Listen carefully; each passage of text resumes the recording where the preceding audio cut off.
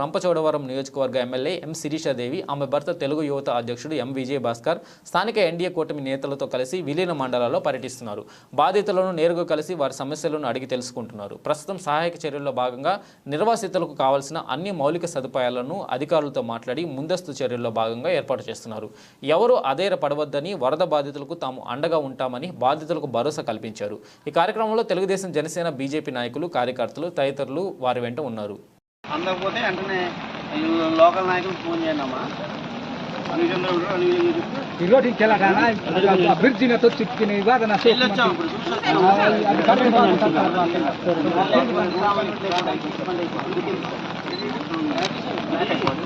రండి party president గారు, రెడ్డి గారు రండి. ఇక్కడ మొత్తం ఒక దిబ్బ దగ్గర వేసుకున్నారు. ఇక్కడ ఇంకా బరకాలు ఏమీ రాలేదు, తర్వాత రైస్ కూడా ఏం పంపిణీ జరగలేదని చెప్తున్నారు. ఇక్కడ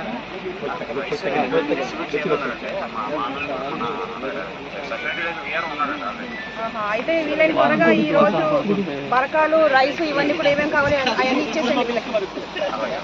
అసలు అందుబాటులో ఉన్నాయండి లేవా? బరకాలు ప్రతి ఏటా ఆషాఢ శుద్ధ పౌర్ణమి నాడు నిర్వహించే